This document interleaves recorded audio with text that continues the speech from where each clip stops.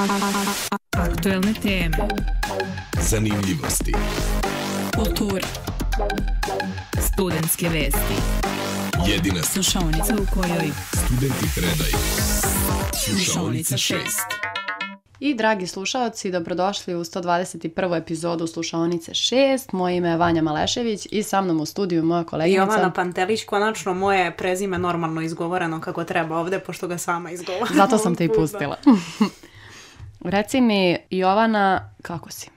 Odlično. Ja uvek počnem s ovim pitanjem. Kada kročim u ovu ustanovu, instituciju, ja se odmah osjećam mnogo bolje.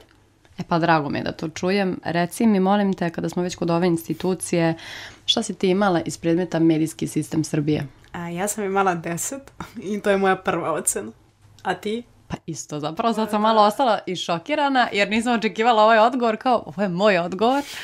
Ali da, moram da priznam da mi je taj ispit baš nekako dao to samopouzdanje, jer je to bio prvi i bila je 10 i bila sam mnogo srećna i mislila sam da ću stvarno završiti fakultet u roku, ali evo me četvrta sam godina formalno. Da, otprilike prosek 10, kad smo već krenuli sa 10, bude do kraja, ali evo već četvrta godina formalno. Svi kad me pitaju, koje sam godina, ja kažem kao pa četvrta, ali formalno, tek sam na pola. Kako je tebi?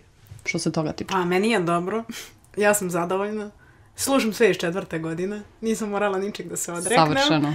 Tako da se nadam da možda završim do oktobra.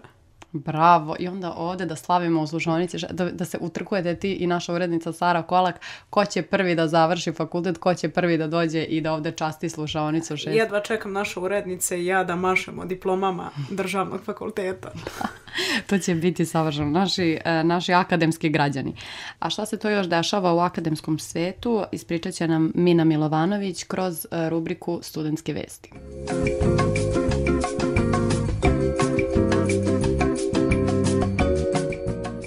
U toku je javna rasprava u vezi sa predlogom izmena Kodeksa novinara Srbije koje traje do 7. maja. Tim povodom, u okviru predavanja na predmetu Medijski sistem Srbije, studentima prve godine novinarstva i komunikologije na Fakultetu političkih nauka, profesor Dejan Pralica i saradnica u nastavi Arijana Handan u saradnji sa Udruženjem novinara Srbije podelili su novinarski kodeks. Humanitarna debata za pružanje podrške deci i mladima bez roditeljskog staranja biće održana 15. aprila na Ekonomskom fakultetu u Beogradu, s početkom u 18 časova. Sva prikupljena sredstva idu humanitarnoj neprofitnoj organizaciji SOS Dečija sela Srbije. Tribina pod nazivom Širenje ideologije kroz masovne medije i kulturu održana je ovog utorka u klubu Plato studenata Filozofskog fakulteta.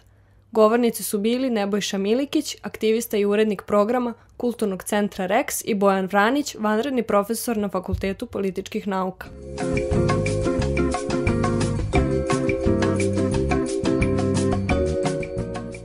Jovana, ono što je aktuelno u poslednjih par dana jeste tema ponovnih izbora i zanima me ti kao studentkinja novinarstva, šta misliš, da li novinari treba da izlaze na glasanje? Pa ja mislim da je to pre svega građanska dužnost i mislim da je novinar građanin države u kojoj živi i da se ta odluka koja se donosi na izborima tiče i novinara i njegovog života van karijere njega kao čoveka, tako da mislim da treba da izađe i ja izlazim na izbor. A sada smo stigli do rubrike Ko šta zašto, koje ove nedelje vodi naš kolega Vojin Radovanović.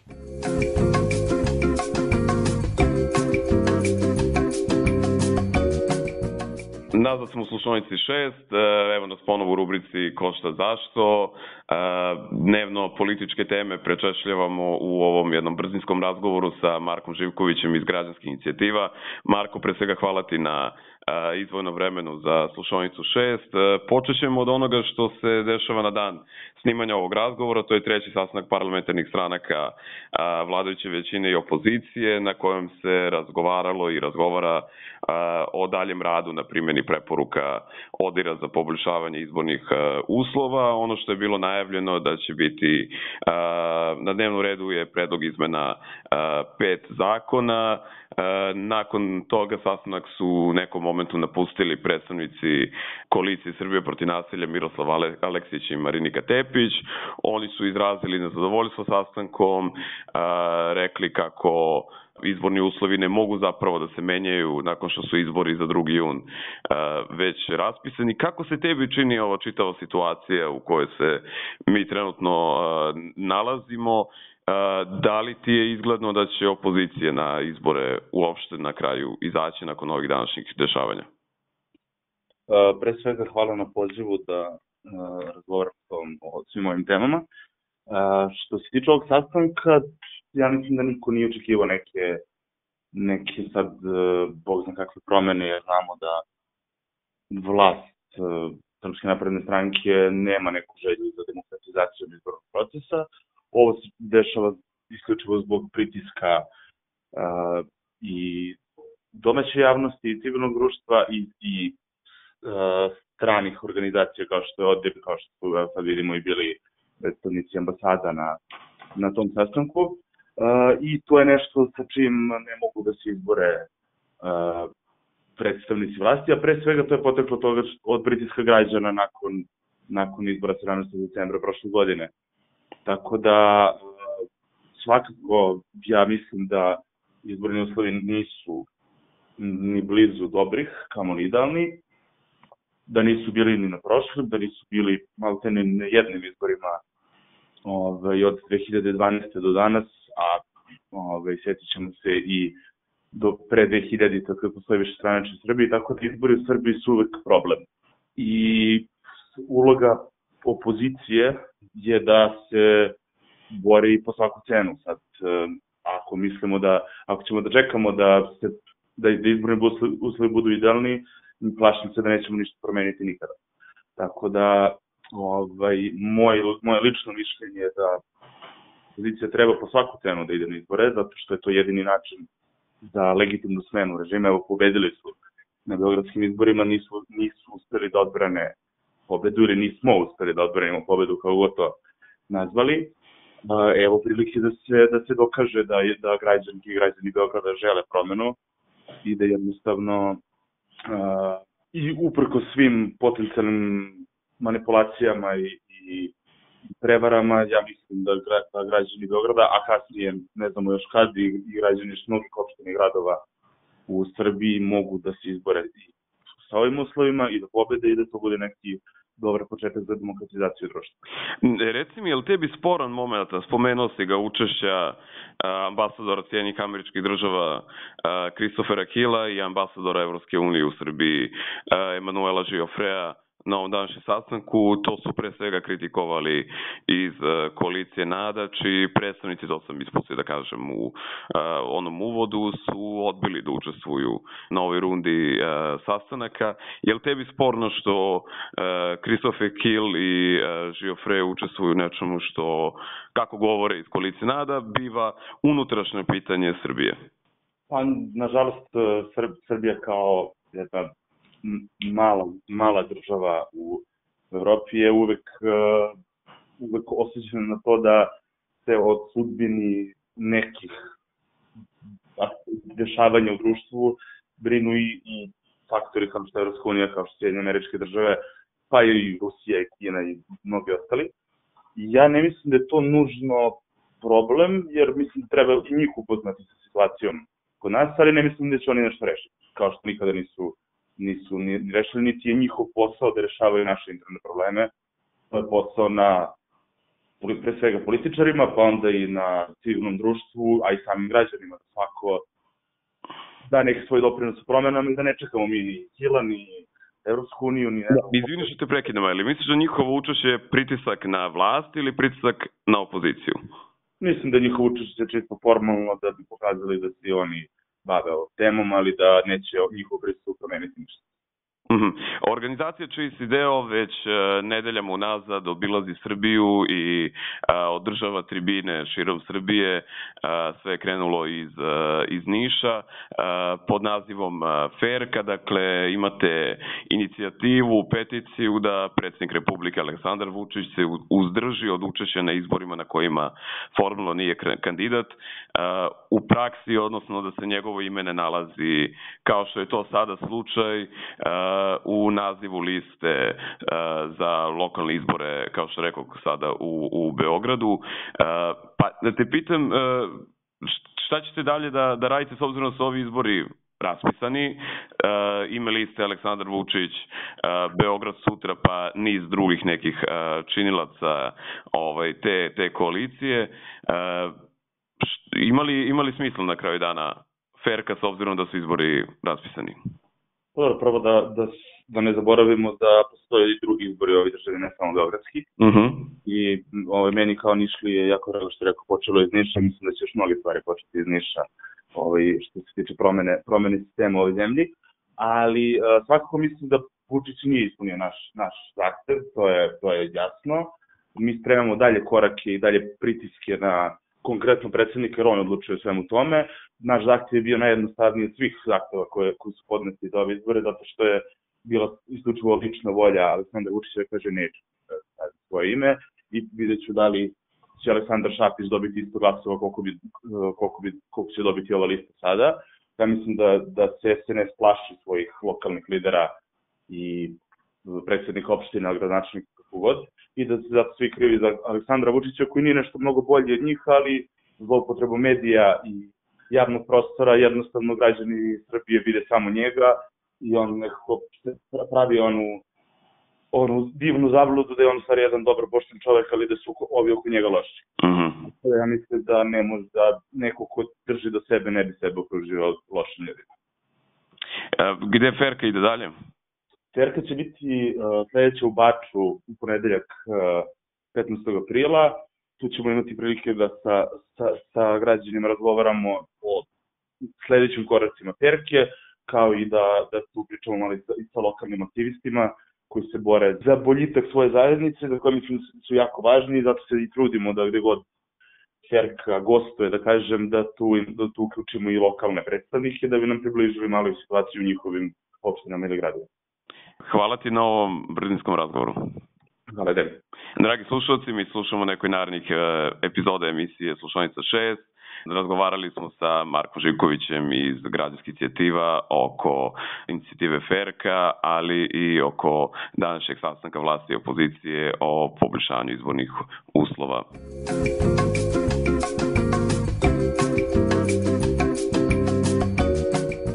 Sad smo došli do centralnog intervjua i naše centralne teme koja nije toliko laka i nije baš ni pozitivna. Reč je o medijskom izveštavanju u prethodnih par nedelja koji se tiču kriznih događaja, konkretno o slučaju od nestanku Danke Ilić. Reci mi, kako ti doživljavaš sve te naslove i sve te tekstove koje si čitala u svim ovim danima? Pa mislim da nije bilo načina da se izbegnu ti naslovi, makar naslove da pročitaš ako ne uđeš da pročitaš tekst. Mislim da je baš degutantno i da su postojali različiti naslovi koji su onako prepuni nekih skandaloznih izjava, a ova situacija sigurno nije bila situacija u kojoj je bilo mesta za nešto takvo. Tako da mislim da narušavaš na taj način profesiju, ali prevashodno narušavaš to što treba da budeš čovek u takvoj situaciji. Tako da baš mi je bilo onako otužno, jer ja gledam sa te strane da mi smo ljudi i čitamo to, ali gledam sa te strane ja sam novinar i ja to ne bih napisala. Više o tome bi najbolje bilo da pitamo našu sagovornicu koja će za nekoliko trenutaka biti u studiju, profesorku sa našeg fakulteta, Ivanu Jakšić.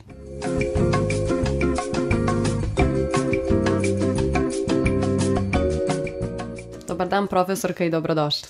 Dobar dan, uvek je zadovoljstvo doći u Slušaonicu 6. Kada govorimo o izveštavanju u ovom slučaju Male Danke, postojali su različiti senzacionalistički naslovi u tabloidima. Kako to utiče na one ljude koji čitaju, na celokupno društvo? Da li budi neku veću dozu nasilja u društvu? Pa da, prateći slučaj Male Danke, mogli smo da pratimo takođe i niz negativnih efekata na različite aktere u društvu, ne samo na javnost. Dakle, ne moram vas ovde, mlade novinarke, podsjećati na to šta su neke vrednosti novinarstva i šta je funkcija informisanja. Dakle, javni mediji na prvom mestu moraju prosto da u svom delovanju poštuju neke vrednosti na kojima novinarstvo kao profesija počiva, dakle, kao i sve javne delatnosti delatnosti, dobrobit pojedinaca i zajednice mora biti na prvom mestu, ali čak i komercijalni mediji su prosto obavezni u skladu sa legislativom, kodeksom novinarstva da se također pridržavaju nekih važnih načela i da ne narušavaju dobrobit pojedinaca i zajednice. U ovom slučaju mogli smo da vidimo da je narušena dobrobit više aktera. Na prvom mjestu i najbanalnije čini mi se da je ugrožena bila i sama istraga curenjem različitih informacija. Bila je ugrožena dobrobit i bezbednost nekih ljudi koji su bili uključeni u samu istragu. Dakle, sećamo se onih objavljivanja fotografija iz Beča. Dakle, zaista srećom tim ženama se nije ništa dogodilo, ali mogli bismo zamisliti neki javni odijum zbog kog su te žene mogle zaista i lično da propate.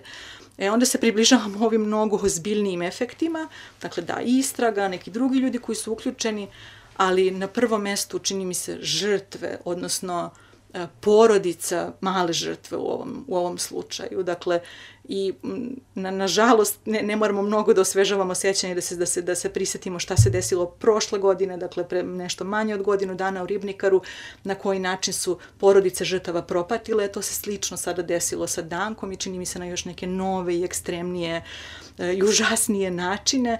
Dakle, kada se desila tragedija u Ribnikaru, prosto to ekscesivno izveštavanje nije dalo prostor porodicama žrtava da tada obrade svoju tešku psihoemocionalnu situaciju, dakle nisu imali prostor prosto za svoju traumu. Izveštavanje o žrtvama također nije bilo adekvatno. Čini mi se tek posle nekoliko meseci su te žrtve počele da dolaze u fokus i da se o njima izveštava na pravi način. A ovde sada ne samo da Dankina porodica nije imala prostor to da shvati šta joj se dešava, dakle nije dobila podršku od zajednice i medija u ovom slučaju koja im je bila potrebna, a to je također funkcija medija, dakle da informiše, ali svrsishodno. Dakle, ukoliko je javnost u stanju nemira, onda mediji moraju da informišu na taj način kako da se doprinese smirivanju te situacije. To se desilo sa njima, dakle ne samo da nije bilo tog prostora da oni ljudi obrade svoje psihološko stanje, već je bilo i izravnih napada na članove te porodice i posebno na majku. Dakle, posebno na majku i mislim da se tu očitava to je verovatno jedno najužasnijih ispoljavanja mizoginije sa kojim možemo, dakle, to da pretpostavljamo da je majka sposobna, neke majke svakako jesu sposobne da urade užasne stvari svoje deci, ali istraga je pokazala da to nije bio slučaj. To nije bio slučaj u ovom sada slučaju. I ono što sam primetila također kada govorimo o tim negativnim efektima na porodice, na žrtve i porodice žrtava, jeste to što to se često dešava kada se senzacionalistički izveštava, da se dovode u pitanje reakcije žrtava. Dakle, bilo je natpisa koji su dovodili u pitanje emocionalne reakcije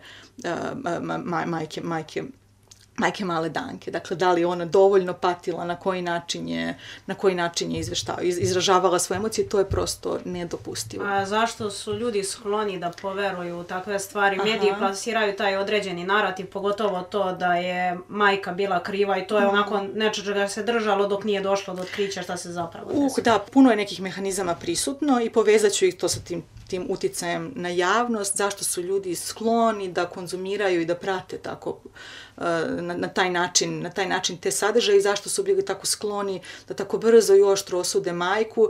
Ja moram da istaknem da mi ljudi kao vrsta imamo jednu pozornost na negativne informacije. To je prosto adaptivno, mi smo deo životinjskog sveta, mi želimo da preživimo na ovoj planeti i adaptivnije za nas da prosto budemo pozorni na te pretnje koje se dešavaju u našoj socijalnoj realnosti, kako bi smislili kako da ih prevaziđemo, kako da se pripremimo za njih u budućnosti. I zato smo i mi skloni da pratimo negativne vesti. Dakle, i zaista ovo jeste negativna vest, opasnost u zajednici, moramo ispratiti, informisati se da bi znali kako da se nosimo s njom ukoliko bi nam se desila u budućnosti.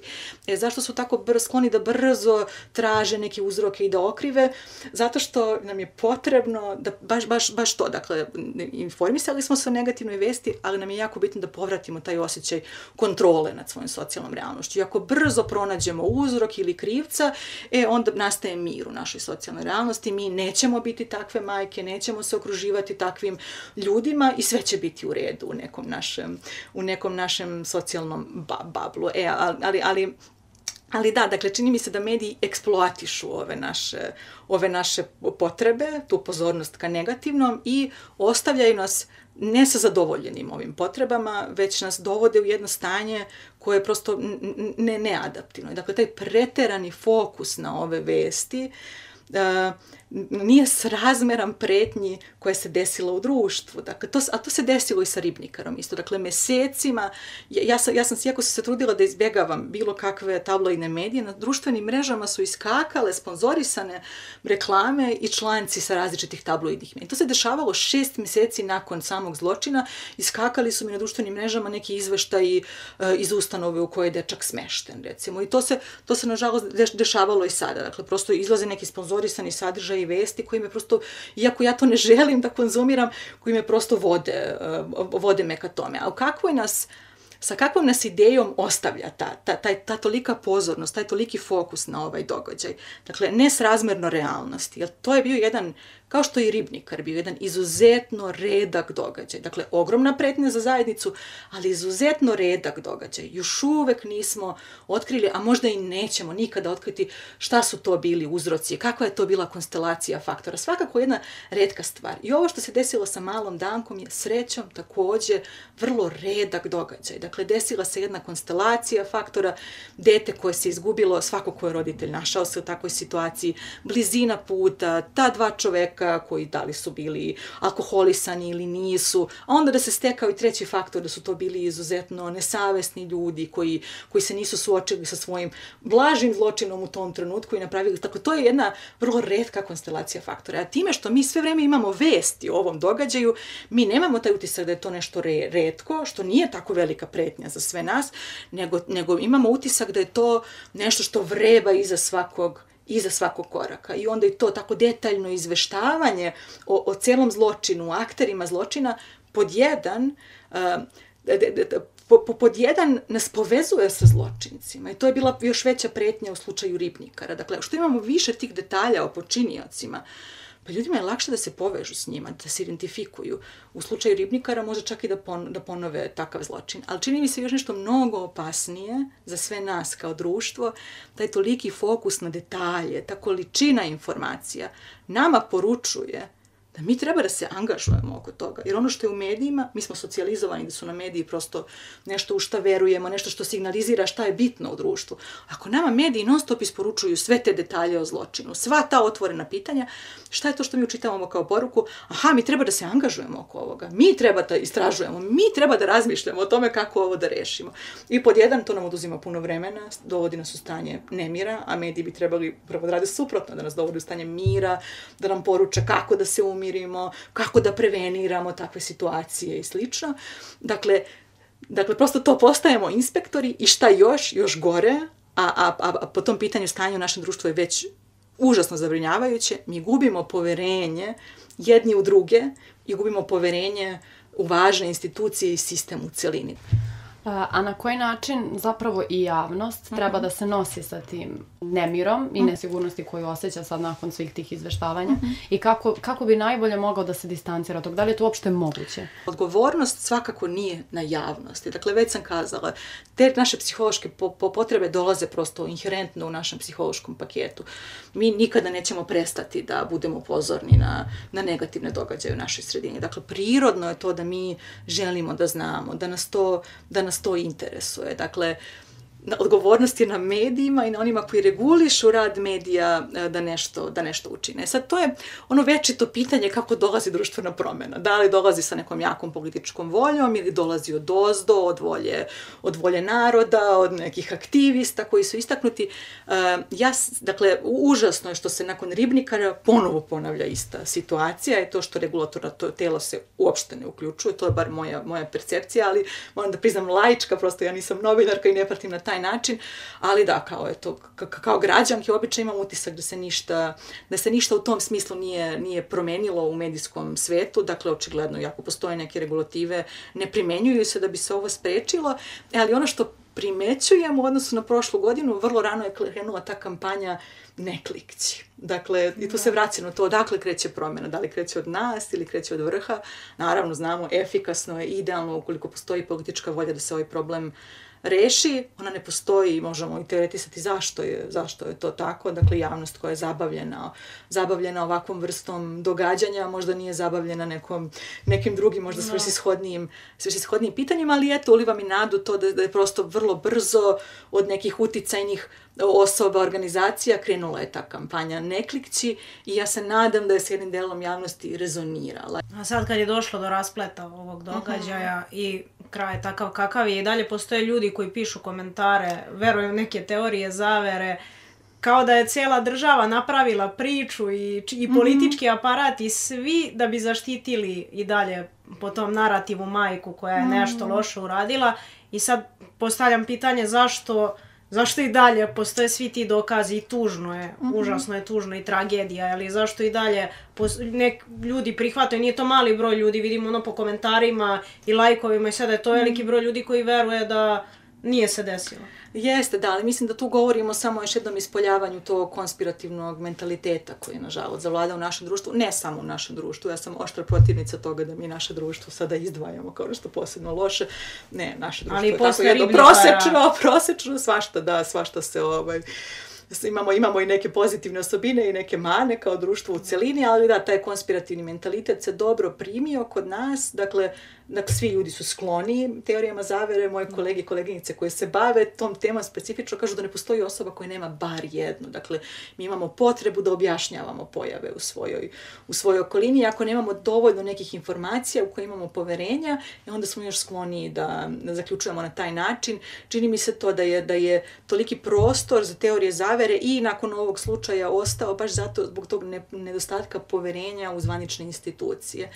I moram da priznam da je u reakcijama na izveštavanje policije o ovom događaju, da je vrlo pozitivno ocenjeno obraćanje ministra Gašića javnosti, jer smo se mi prosto odvikli od toga da nadležni na neki odgovoran, emotivno balansiran način izveštavaju prosto o ovakvim događajima i to je vrlo pohvaljeno, ali videli smo i neki drugi zvaničnici su skliznuli i napravili su niz grešaka u obraćanju javnosti. Čini mi se da je jedan zvaničnik policije recimo targetirao Vlahe kao grupu, dakle to je bio izričit govor mržnje u obraćanju, dakle eto to je sada i on čovjek verovatno želi neko objašnjenje i zato se okreće nekim svojim predrasudama, ali to je nedozvoljeno. Ali da, u tom našem društvu u kom ne postoji poverenje u zvaničnu informaciju onda ostaje jedan ogroman brisani prostor za neke lične interpretacije, a opet taj način izveštavanja je također pogodovao tome, to što je svaka sitnica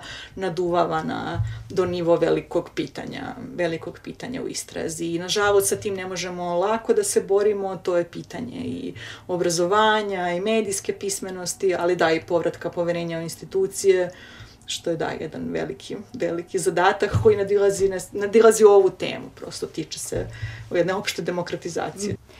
I za kraj, koji su sve načini na koje bi društvo pa i sami mediji mogli da sazre i da nešto nauče iz ove situacije, kako bi možda sljedeći put kada bi se nešto slično desilo postupili drugačije?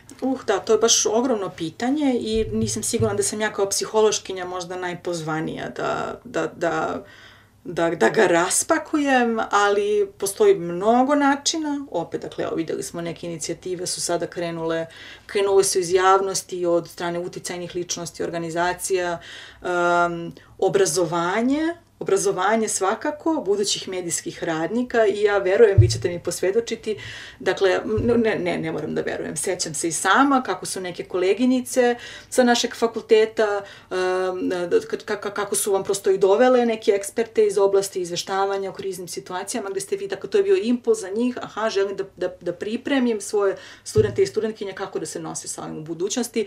Dakle, i sama sam učestvovala u produkciji nekih medijskih sadržaja koji su baš problematizovali ovo pitanje, a moram posebno da pohvalim i svoje koleginice i kolege sa Odeljenja za psihologiju Filozofskog fakulteta u Beogradu, koji su osjetili potrebu da podrže kodeks novinara Srbije, tako što su napravili niz, dakle, psihološki zasnovanih smjernica o odgovornom izveštavanju i ne samo da su ukazali kako ne treba, već su ukazali i kako treba izveštavati u ovim situacijama. Evo, kao što sam ja pokušala ovdje da vam ekspliciram šta su zapravo psihološki psihološki efekti i neke implicitne poruke iz različitih načina izveštavanja i moje koleginice i kolege su to formulisali u jednom tako ne dugom, ali vrlo, u jednom sažetom i vrlo korisnom dokumentu, tako da verujem to, da su svi ti neki sitni koraci vode nas ka dobrom putu i ovo što mi sada radimo i ovo o čemu razgovaramo, možda neće promeniti zvaničnu politiku i naterati regulatorno tela da rade na pravi način, ali jeste jedan doprinos sazrevanju javnog mnjenja po ovom pitanju. Dakle, jeste ta jedna mala grudvica koja će udruženo postajati, nadam se veća na sve ove načine. Hvala vam. Hvala puno što ste bili naša gošća. Hvala vama na pozivu.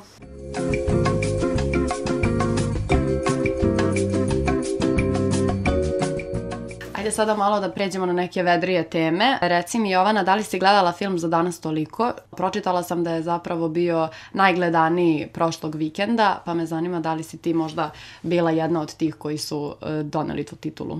Nisam još uvek, ali želim da gledam taj film. Videla sam neke isečke i čini mi se prilično smirujuće. Jesi li ti gledala? To smirujuće je jedan dobar komentar i opis, definitivno i smiri, ali nekako ti unese radost i pozitivu. Ja gledala sam i gledala je koleginica Mina Pejaković sa mnom i ona je bukvalno nazve kad smo izašle, tako smo se osjetile lepo. Mina je ceo put pevala. Evo, bukvalno i 2 dana posle tog filma ona i dalje peva pesme iz filma. Pa umetnost valjda to može da uradi. Pa to da, ali baš je nekako lep film, lepa slika, priča nije samo sa pozitivne strane, nego priča u stvari samo o životu. I onda ti valjda to nekako udahne taj život još u tebe i bude ti baš lepo. Pa da, mislim da se obično filmovi ne bave običnim životom, znaš, pa životom čoveka. Da, a zapravo ovaj film se bavi običnim ljudima, njihovim danima, njihovim nekim problemima, ali ne u smislu da se bave samo problemima pa da bude neka drama, nego baš nekako prikažu život lep sam po sebi sa svim lošim i lepim stvarima. Tako da to je moja preporuka. A više o vestima iz kulture koleginica Ivana Babić.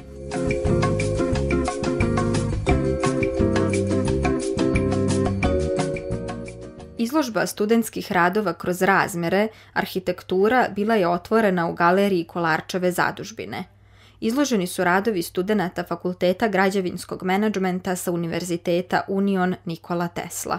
Postavka se sastojala od celina individualno stanovanje, dizajn u arhitekturi, maketarstvo, projektovanje društvenih zgrada i uvod u projektovanje koji čine 5 studijskih programa.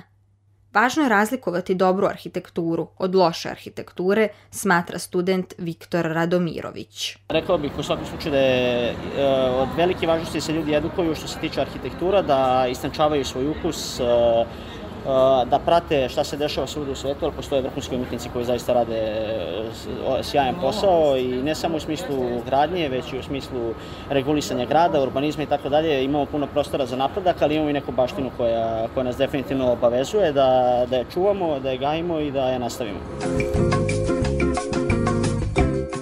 Kolektiv mladih žena Femix otvorio je konkurs za 12. izdanje Femixete, kompilacije numera kompozitorki, kantautorki i bendova sa ženskim autorskim učešćem.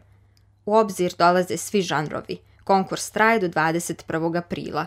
U selektorskom timu ove godine su Iva Lorenz, Romana Slačala, Tamara Popović i Ana Janković.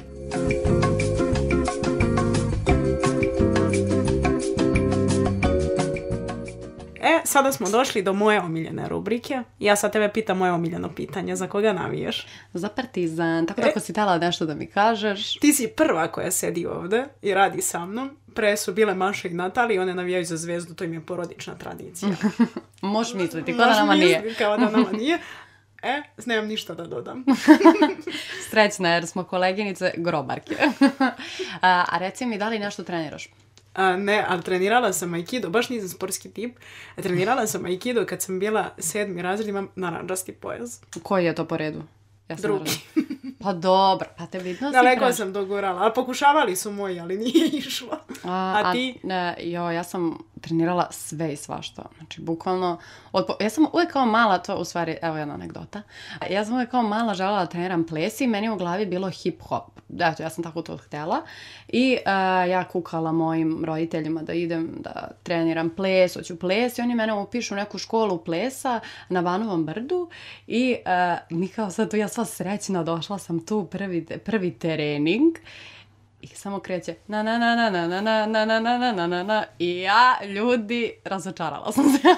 To nisam očekivala i nisam dugo ni išla, ali eto mogu samo da se pohvalim kako sam posle 20 godina i dobro malo manje ipak krenula na ples i osjećam se divno. Tako da svakome preporučujem, ja ovdje stalno, ja ove mislim samo preporuke neki ljudi, vaša izabrana savjetnica, preporučujem svima da krenu da rade ono što vole jer se stvarno čovjek osjeća mnogo bolje. Ako ste za to da dodamo u slušaonici savjeti Vanje rubriku, da, to, ja sam skroz otvorena za tu ideju i vrlo sam srećna i bila bih srećna kada bih to stvarno radila.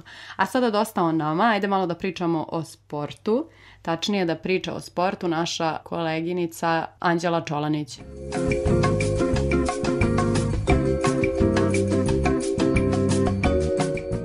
Četvrtfinale Lige šampiona započelo je nerešenom utakmicom između fudbalera Real Madrida i Manchester City, rezultatom 2:2. Bez pobednika okončan je obračun između londonskog Arsenala i Bayerna, rezultatom 3:3, nakon što su fudbaleri iz Minhena propustili priliku za trijumf kada je Koman pogodio stativu na samom kraju meča. Revanš susret odigraće se 17. aprila, kada će biti proglašeni pobednici. Najbolji teniser sveta Novak Đoković savladao je Rusa Romana Safiulijana rezultatom 2:0 po setovima u drugom kolu Masters turnira u Monte Carlo. Đoković se ovom pobedom kvalifikovao u treće kolo turnira, dok će se u narednim mečevima suočiti sa pobednikom iz duela Artura Fila i Lorenza Musetija. Srpski košarkaš Nikola Jokić upisao je 28 poena, 13 skokova i 7 asistencija u pobedi Denvera nad Utah Jazzom rezultatom 111-95. Za Nuggetse je ovo vrlo važan trijumf, a pred njima je odlučujući duel za prvo mesto zapada protiv direktnog konkurenta Minnesota. Košarkaši Pariza porazili su ekipu Burga rezultatom 77-64 u finalnoj utakmici Evrokupa u Adidas Areni. Naredni meč najavljen je u petak, kada će biti proglašen pobednik Evrolige.